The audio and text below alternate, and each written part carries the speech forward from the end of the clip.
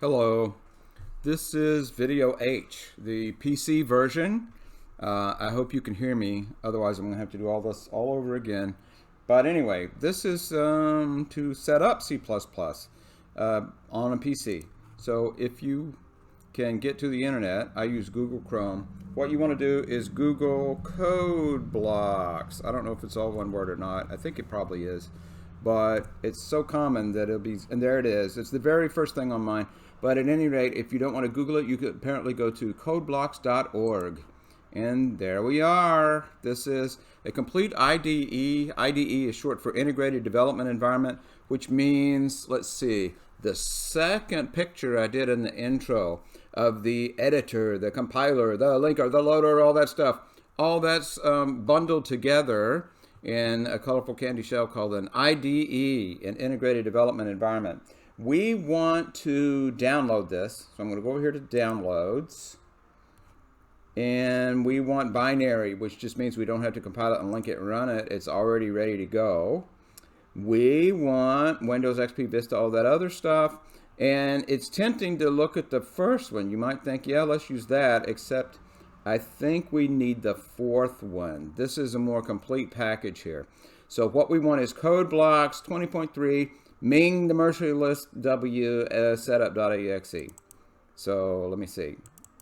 Oh, it's not letting me click on that. So let's go over here to the right, and I'm going to click on, I guess these are both different download places. I'm going to download from sourceforge.net. If that doesn't work, I'll try the other one. And it looks like it already knows what I'm trying to download. It's going to let me download. I hope it is.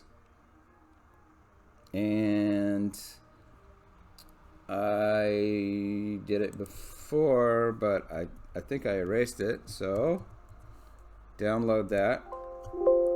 Yeah, I'll replace it. And then we wait for 3 seconds, 2 seconds, 1 second, 0 second. I'm going to do the up arrow, show in folder. And there it is. This is a setup.exe file, and I'll double click on that. And a setup file generally is going to do everything it needs to do, make its own directories, fill in all the blanks, and make it ready to go. Yeah, I wanted to be able to change what's on my computer. Code blocks 20.03, and you can read all the stuff if you want. Agree to everything, click next on everything. Install, there's no reason to change the directory. And oh dear, a big long green bar.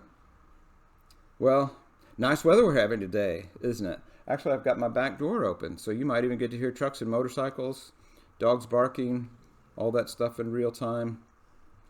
It's getting close to lunchtime. I wonder what I'm going to have for lunch today. I haven't made tuna salad in a while, and I really stocked up on the cans of tuna. So maybe I'll have tuna salad on a tomato. That ate up about, what, a sixth of the green bar. Where are we going with this? I'll review for you. Oh boy, so early in summer school and already a review.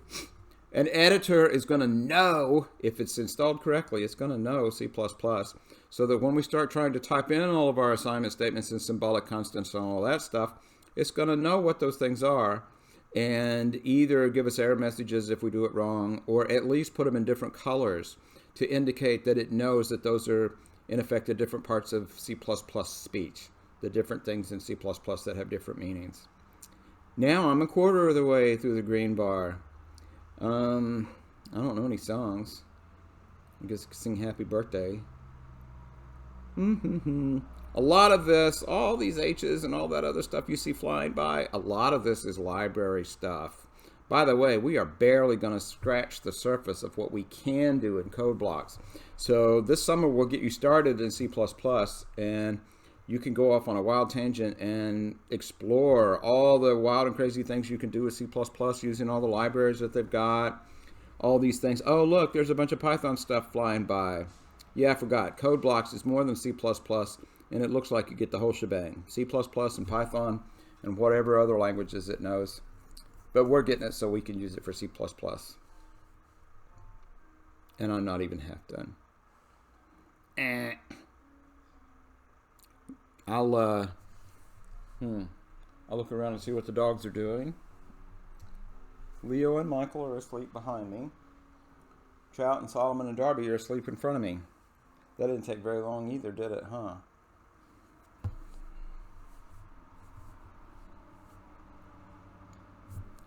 Well, I'll just sit here and drink tea until the green bar's gone.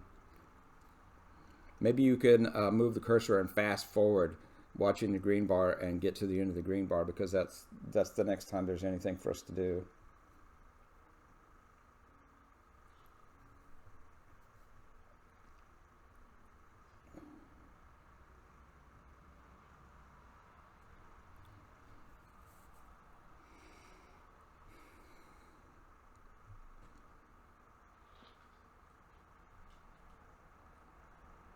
It's too bad you're not using a Mac, because on a Mac, as you'll find out if you watch the alternative version of this video, the Bizarro World version for Mac people, it already has C++ on it. The operating system itself is written in C++, and it has a built-in C++ compiler. What it does not have built in is an editor that's convenient for us to use. So when I do the Mac version of this demo, really all we're going to be doing is downloading an editor that we could use, and then I'll show you how to use the C++ compiler that was already there for you to use at any time you wanted if you knew how to get to it. This is different. There is not a C++ compiler built in, so that's why we have to download all this mess and extract all of this mess. But the good news is, if you do this successfully, you only have to do this one time. Imagine if you had to do this every time you wanted to run a program. I can't imagine it. I'm still having trouble imagining doing it just this one time.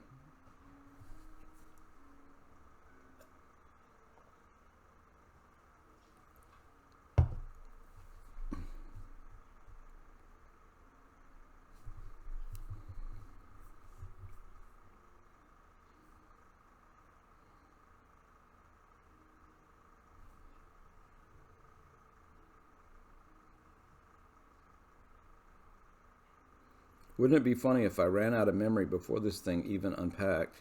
Because this PC is about packed, and I've got to delete a bunch of stuff to have room for video recordings to store on it. And we're back. Yes, hey, we went to all the trouble to download it. Let's go ahead and run code blocks now. Click yes. And I might as well close the browser. I think that's still open. That's just eating up memory unnecessarily now. You've already served your purpose. Get out of here. Installation complete. Next. I thought we did that already. Finish. It's set up in the background. Here it is. Keyboard shortcut. I don't care. Whatever. Here we are. And here we are in the IDE. Now, what do we do with an IDE? This management stuff up here has all kinds of things for us to look at. There's not a whole lot to look at yet, though. Projects, there's a bunch of files. That looks like that's files that it downloaded and unpacked. I don't even know what that is, nor do I care. Let's go to projects. I think we probably want to create a new project. And look, here we are. Create a new project. Let's click on that. And look at all the different kind of projects we can make. All these. We're going to go with the most simple, basic, direct one, which might not sound like it, but a console application. Console just means it's a window where we can have text interactions back and forth using our CIN and COUT. That's what we want. Console application, go. And I don't know what this says. I'm going to go next, and it's C++. Make sure that C++ is selected. That's our language. Our project title, I'm going to call this Hello Summer School. Camel cased, spelled correctly. And where is it trying to put it? I don't think I want to put it there. I'm going to click on the dots, which should open a browser window. This PC documents, and I'm going to click on new folder. I recommend that you do this. I recommend that you make a new folder that holds nothing but the C++ code that you write for this class. My new folder is going to be CS2124 Summer 2020. You don't have to name it all that elaborately, but I've got a bunch of 2124 directories floating around here, so I'm going to make mine customized for Summer 2020. You can call your CS2124, select that, And there it is. Put it in that folder. Yes, select that. And there we are. So it should be going into my new folder. The project file name is all that. Leave that alone. Resulting file name, leave that alone too. So we've set all the stuff we need to set. We need to set up a project title. And I put it in this folder. Normally, your project title will be the name of the program you're working on. Just like boring old program 1, program 2, program 3. But it's a lot easier to keep up with what's what that way. Next. GNU C++ compiler. Yikes. Yeah, we'll stick with that unless we find out it doesn't work. I'm scared to touch these things. I don't know exactly what it would change. So I'll say we're done and finished. Now you'll notice over here, while we were sleeping, or actually while we were setting stuff up, it made all this stuff for us. Sources. Remember source code? If I click on that plus sign, I show a source code file. C++ source code by default needs an extension .cpp. All that does, that's a visual cue to the operating system that the contents of this file are not regular text that you might send in an email to mom. This is actually, double click on that. Here we are. That's a C++ source code file. And look at those 2 lines up there. All that mess I made up in the video. You better remember to type those in. And it gave it to us automatically. Who would have thought? My convention is to have the open curly bracket for the statement block for the main program on the same line as main. If you want to leave that down there, you can do that. But look, we already know what all these pieces are. Oh my goodness gracious. Include IOStream using namespace std. That's so that we can use cin and cout if we want to. Int main, open curly bracket, starts the statement block, and just look at all those colors. Cout, it already knows what that means. It means go to the output stream and print something. Print out hello world, and then inline. I'm saying it will do all this stuff. Return 0, sends a 0 back to the operating system as if it cared. Now, how do we actually run this? This star, let's be careful here. This star says what we now see in front of us is in memory, but not in long-term storage. So we want to be careful to click on this legacy icon up here, the diskette, and save it. Watch what happens. I'm going to do 1, 2, 3, click. 1, 2, 3, click. The star next to main disappeared. Did you see that? I'll show it to you again. I'm going to make a meaningless change, get rid of the space and put it back. But still, the editor is aware that I altered the source code and it puts that star. That's to let me know what you see is not what's stored out on disk. I want to be very careful and deliberate, so I'll save that out on disk by clicking the diskette. And the star disappears. Now what you see is exactly the same thing as the match of a CPP file out on disk that contains this. How do I run this to see if it works? Well, since this is an integrated development environment, here I see the editor, all the other stuff, the compiler, the linker, and the loader, and all that stuff is all tied together. One-stop shop. All I got to do is use this little thing up here that looks like an MP3 player and click on run. Run, Forrest, run. Whoops, project's not built. Yes, build the project. Project is just if you've got a bunch of separate source code files together, all of those together are called a project. Look at that. Here's our output, hello world. And then it's got some sort of system housekeeping details here. Process returned 0. Well, of course it did. We told it to. And it executed in 0.085 seconds. Well, isn't that interesting? And then if I want to go back, don't just click on this window. Let me do that. Let me do what I just now told you not to do. I'm going to click on this window back here behind the console. Now, let's run it again. Oh, I broke it. It won't run. That's because it's still running. See this console window down here when I float on the icon? Do what it tells you. When it says press any key to continue, don't mouse out of this window. Press any key. I press enter. When I press enter, that window goes away. There's not an icon for it down here. And look, the green triangle showed up again. So I can run it again. Hello, cruel C++ world. I changed the program. It's changed, so I've got a star. So I want to save it. And I shall run it again. It didn't change. It didn't change. It says press any key to continue. I press key to continue. Why didn't it change? Well, let's see. I saved. I ran. What? There's another green triangle. look at this. Build and run. Build is C++ IDE speak for do the compiler again.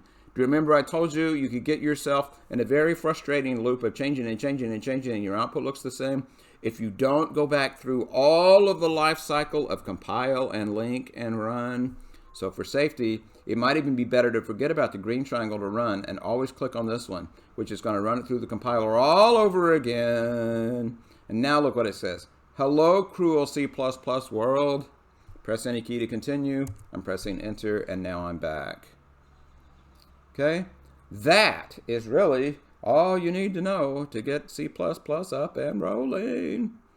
And I'll clean up the mess and make sure everything's saved. What else could there possibly be? I suppose that's it for now. So I'll get out of here, get out of there, and I guess get out of the video. And if there are questions, you can bring them up during our Friday class meeting. Or didn't do that. Yeah, our Friday class meeting or during office hours, of course. And I'll see you online.